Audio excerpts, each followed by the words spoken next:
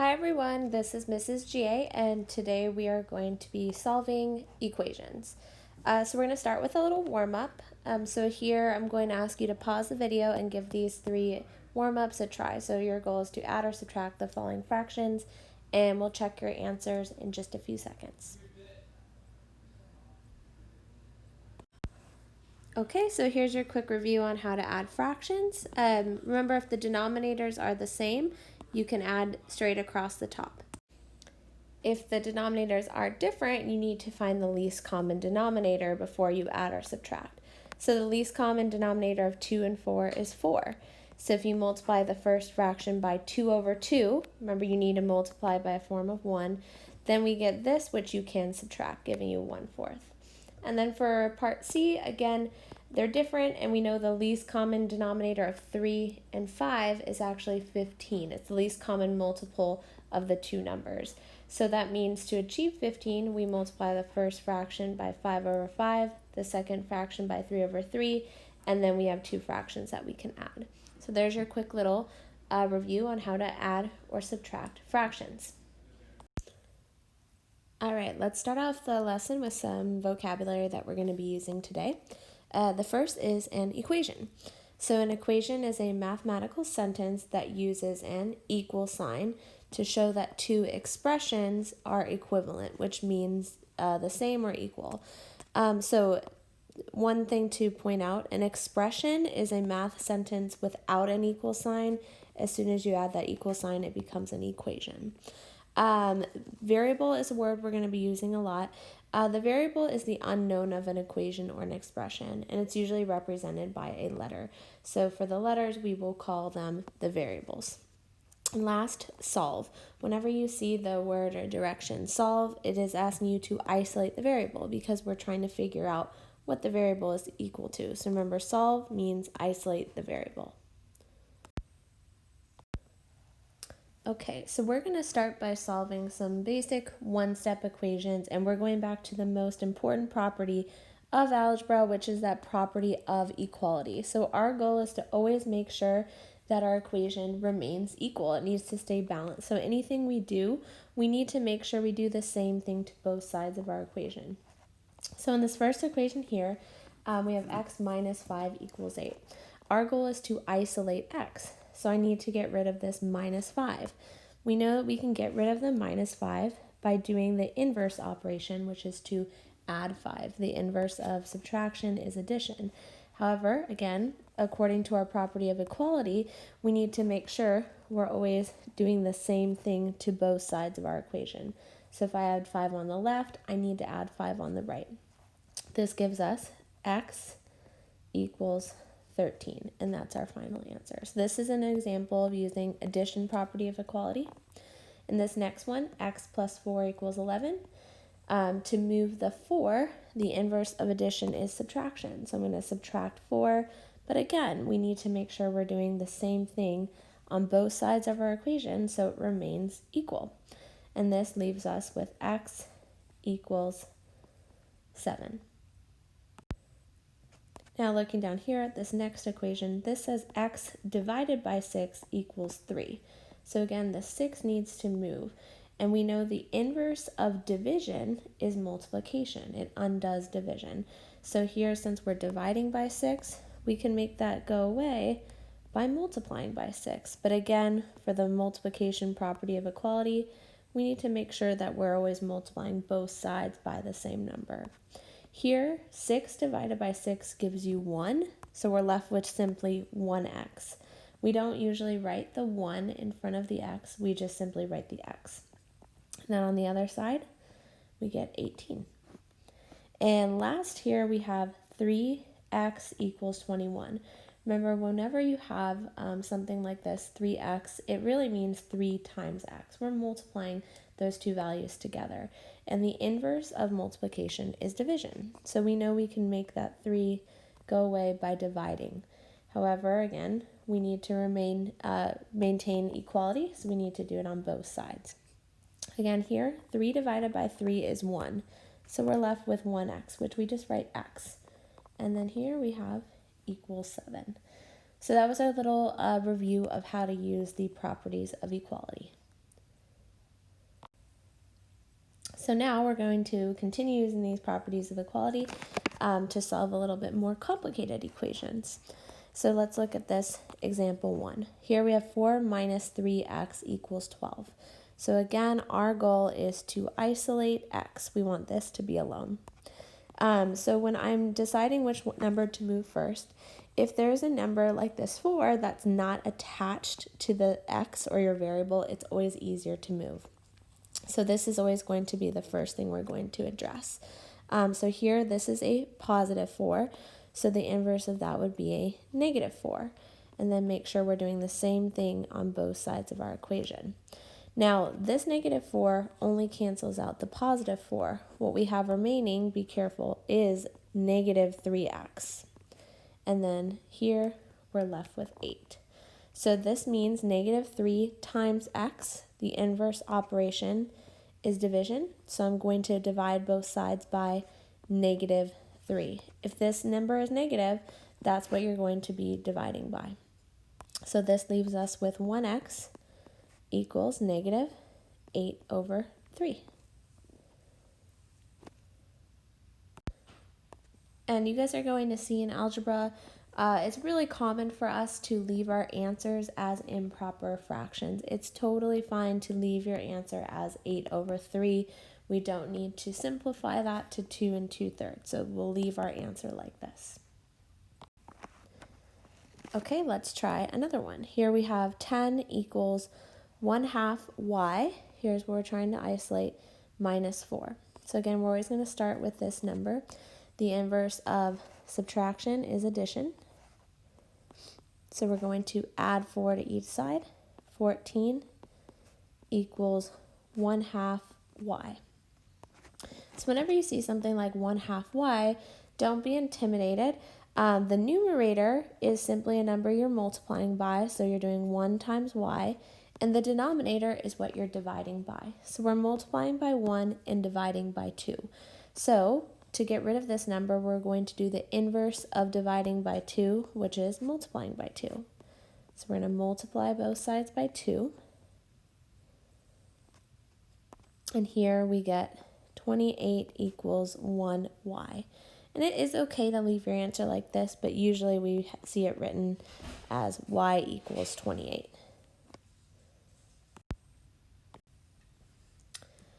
All right, looking at this next example, we have another fraction here.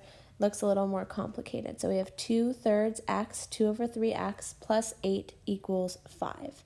So again, we need to isolate x. So let's start by doing the inverse of addition, which is subtraction. We're going to subtract 8 from both sides.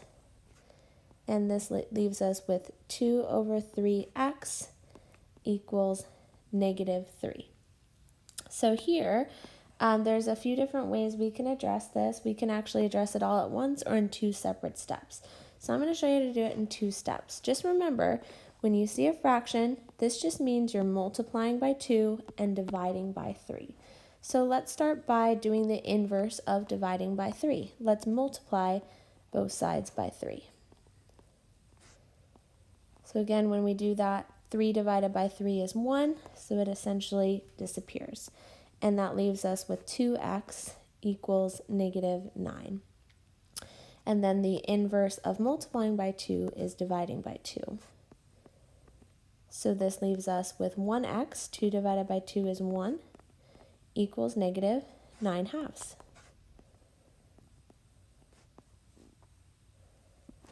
Okay, another way you might have learned to address a problem from this step is by multiplying by what is called the reciprocal. So for the reciprocal, you flip the numerator and denominator. So if I multiply both sides by the reciprocal, again, this is just a different way of solving. This 3 moves to the numerator and the 2 moves to the denominator. And we'll multiply both sides. Here, look what happens. 3 divided by 3 is 1, so it disappears. And then 2 divided by 2 is 1. And we're left with 1x equals. And then here, the negative 3 gets multiplied to the positive 3, negative 9, and then we divide by 2.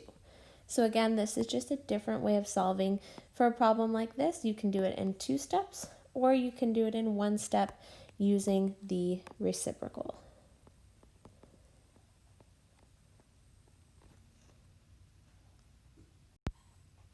All right, let's have a look here at example 4. Here we have x plus 9 all over 4 equals 3. So whenever you see something like this, I always like to go in and I like to put parentheses around the numerator, reminding me that the entire numerator is being divided. We can't just move out the 9 because it's part of the fraction. So in this case, we are actually going to have to start by addressing the division. So the inverse of dividing by 4 is multiplying by 4. So we can multiply by 4 on both sides. Here, 4 divided by 4 is 1. It cancels out. So this leaves us with x plus 9 equals 12. And now that this is no longer trapped inside of a fraction, we can do the inverse of addition and we can subtract. So we're going to subtract 9 on both sides, and this leaves us with x equals 3. Okay, so here we have our first you try. I'm going to ask that you pause the video and give this problem a try on your own, and we'll check your answer in just a few seconds.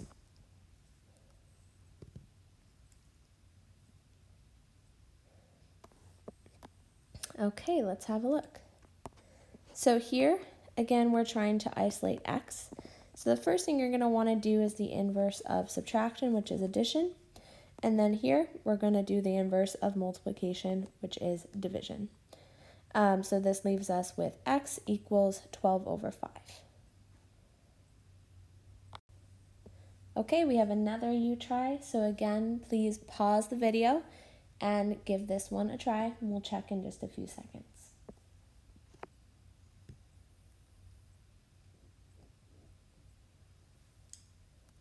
Okay, let's have a look. So to isolate z, first we can move the 6. This is a positive 6, so the inverse would be negative 6 on both sides. And then here, this is simply dividing by 3, so the inverse is multiplying by 3. And your answer should be z equals 12. So before we keep solving, I want to take a moment to review a really important concept called combining like terms. So in algebra, whenever you have terms that are the same type, meaning they either have the same variable or no variable, we can combine them into a single term. So this makes it easier for us to solve. So if I look at this expression, notice there's no equal sign, it's just an expression. We have 4x plus 3y plus 8 minus 7x plus 1. So the first thing you might notice is that there's 2 terms that have x. We have positive 4x and negative 7x. So it's kind of silly to leave them separate. So we can combine them. And again, we can do this because they both have an x. So here, when you're combining like terms, all you need to do is add or subtract the coefficient, which is the number in front of x. So here I have 4. I'm subtracting 7. That leaves us with negative 3x. So instead of having it in 2 places, we've combined it into 1. The next thing you might notice is that we have 2 terms without variables. So these are just numbers. We have 8 and 1, and we know that 8 plus 1 is 9. And then last, you'll see that we have 3y. So it's always possible that there is a term that can't be combined with anything else, and that's completely fine as well, which means it would just stay the same, and we write it like this. So whenever you can combine like terms, you should. It does make the problem easier to solve. However, please note that you can only combine terms that are on the same side of the equation. So if they're on different sides of the equation, we have to use a different strategy. Okay, let's have a look at example 5. Here we're going to solve.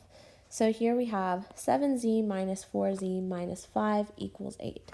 So hopefully you notice right off the bat that we have 2 terms with z that are on the same side of your equal sign. So I can combine these. So if I have 7 and I take away 4, that leaves us with 3 z's.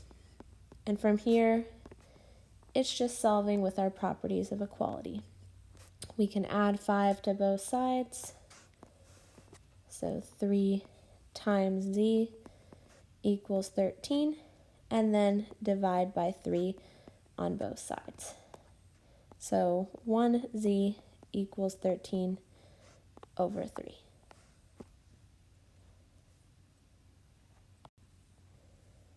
Okay, so now let's look at a problem where we have variables on different sides. So since 5x is on the left and 9x is on the right, I can't combine them. They're on different sides. So I'm actually going to need to move one to the other side. So just a tip for you guys whenever you're doing this, here's a little tip. It's easier to move the smaller variable.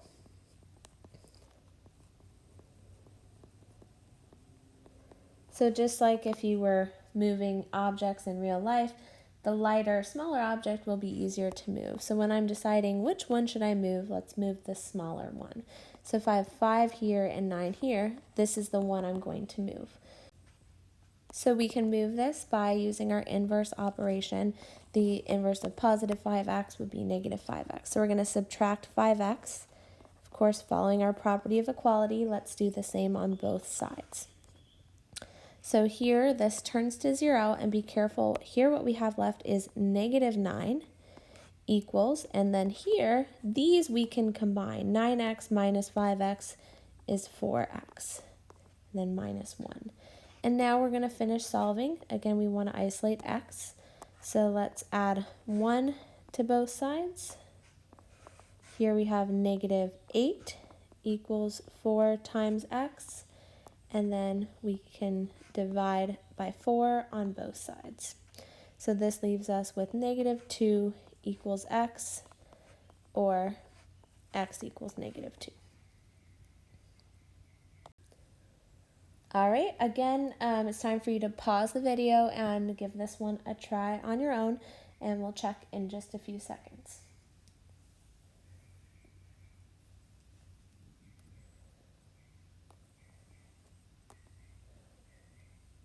Okay, so again, the first thing we need to address is that we have x's on both sides of your equation. So pick the smaller one, which in this case is 7x, and move it by using your inverse operation.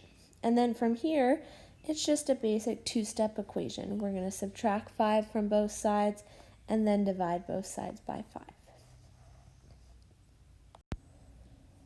Okay, we're going to take another quick break from solving to review another really important property that we use a lot with these types of problems, and that's the distributive property.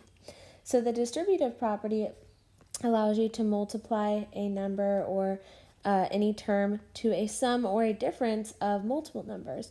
So here, when you see this, I would read this as A times, we're multiplying, B plus C. Again, A times B plus C.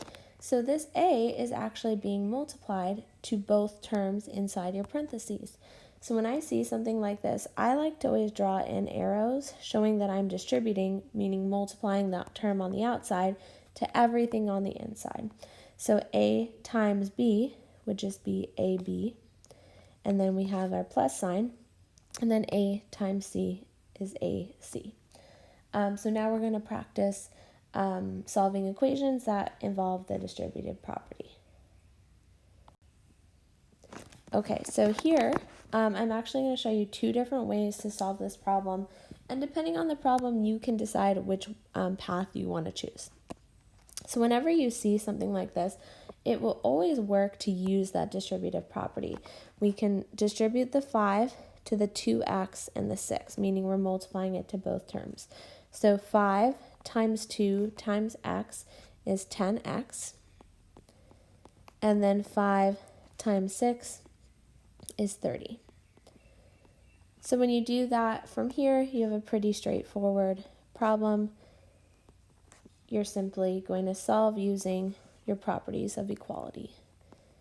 So here we have 10 times x equals negative 10, and then we're going to divide both sides by 10.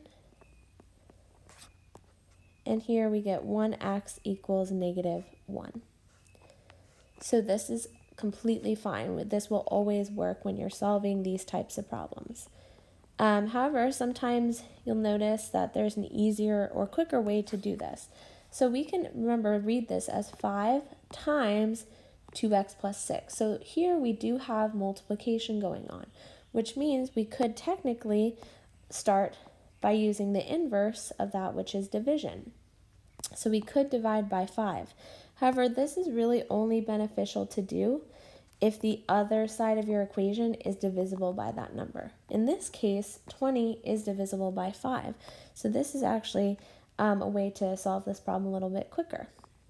So this gives you 2x plus 6 equals 4. Okay, and then we can solve using our inverse operations. So here we have 2x equals negative 2, and then x equals negative 1.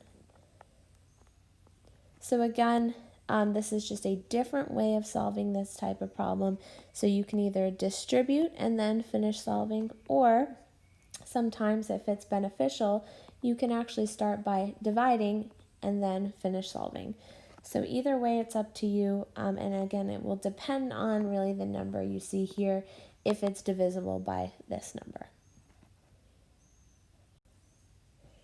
All right, please pause the video to give this problem a try, and I would like you to actually solve this problem in 2 different ways. So solve it in the 2 different ways that we talked about in the last example.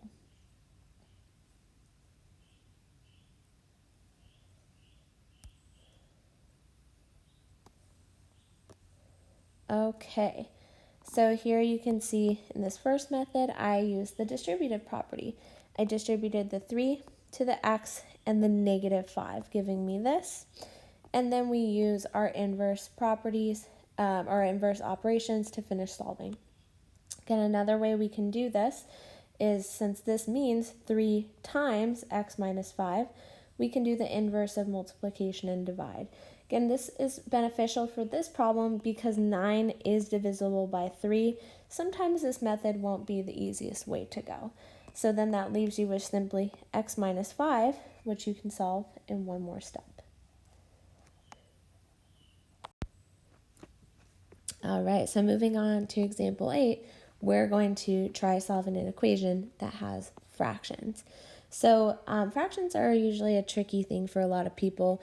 So I'm going to show you a few different ways you can address a problem like this. Now, if we have x divided by 8 minus 1/2 equals 6, of course, we can solve this like any other equation. We can say, okay, the inverse of subtraction is addition. So I'm going to add 1/2 to each side. So x divided by 8 equals. Now here, we wouldn't want it to say 6 and 1/2. We would actually want to add these fractions. So here we do have to take that extra step of adding up these fractions. So we have to make a common denominator. So I multiply by 2 over 2. So 12 over 2 plus 1 over 2 gives us 13 over 2. And then from here we can finish solving. So the inverse of dividing by 8 is multiplying by 8. So here 8 divided by 8 is 1, so that leaves us with 1x. And in this problem, here we can actually start by doing 8 divided by 2. We know that 8 divided by 2 is 4, and then all we need to do is 13 times 4. So that leaves us with 52. So that's one way you can solve a problem like this, but again, it does involve having to add fractions and change denominators, which a lot of people really would like to avoid. So luckily, there is a way we can avoid this. And actually, whenever you have an equation with a fraction, you can actually make your fractions disappear in one easy step. And this is what I always recommend doing. This is the path that I will always take. You can actually multiply both sides of your equation by the least common denominator, and it will make all of your fractions disappear. So if you look at your denominators, we have an 8 and a 2. In this case, our least common denominator is 8. So if I go and I multiply both sides of our equation by 8, meaning every single term, look what happens.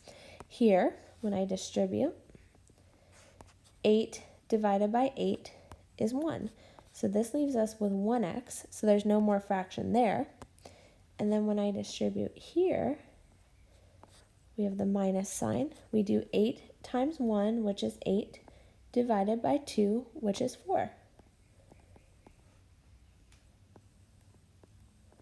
So in one step, we no longer have any fractions. So you can always clear your fractions by multiplying both sides by the LCD. I think it's much easier than having to actually work with the fractions. And then in one simple step, we can finish solving. And we get the same exact answer for a lot less work. All right, so go ahead and pause the video and see if you can try solving this problem.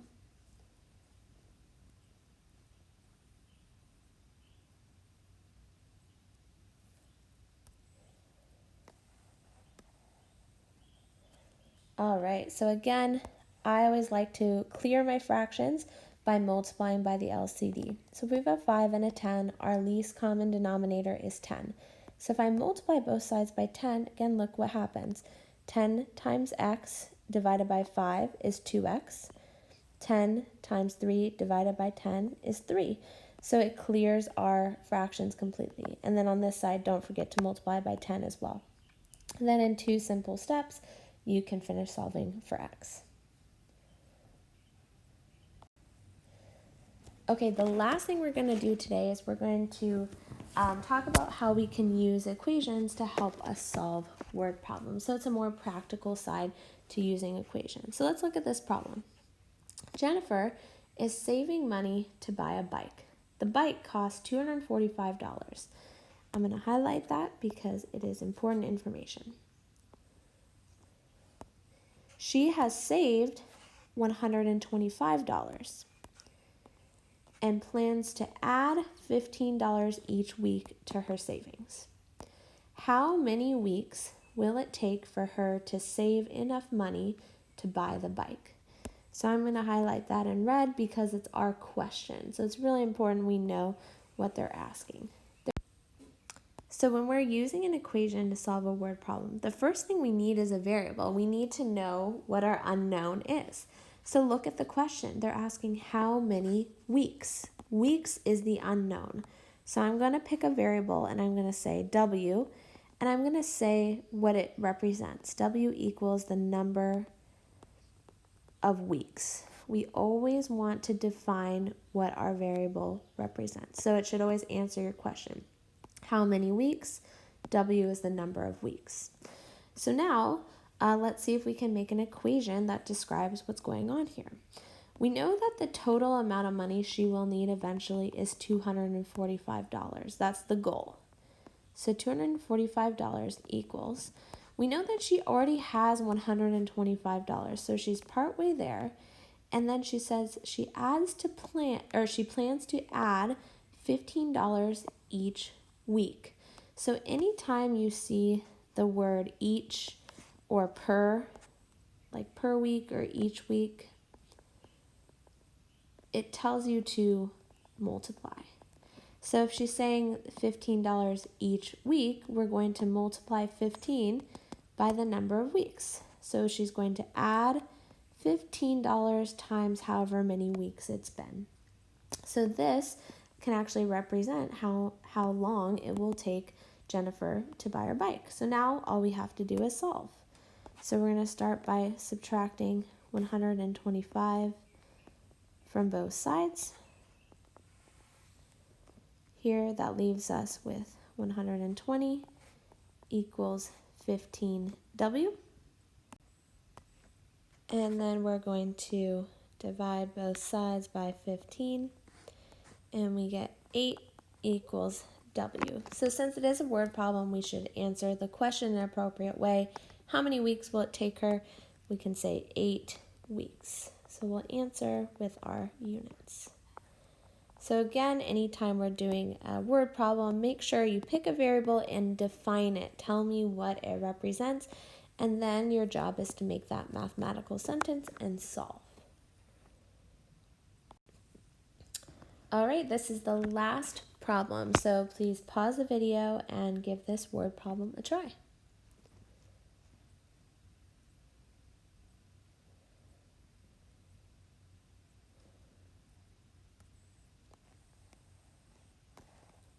Okay, so again, we always need to start by looking at the question and defining our variable. What is the height of the kiwi, which is a different type of bird, in inches? So I said h equals the height of kiwi in inches, okay? Now we need to translate this into an equation. So it says an ostrich that is 108 inches tall, so 108 is, will always mean equal, 20 inches taller than, so if it's 20 inches taller, you can assume that you're kind of adding 20, 4 times the height of the kiwi. Well, we know the height of the kiwi is h, so it's 4 times h. So this equation can help you solve this problem.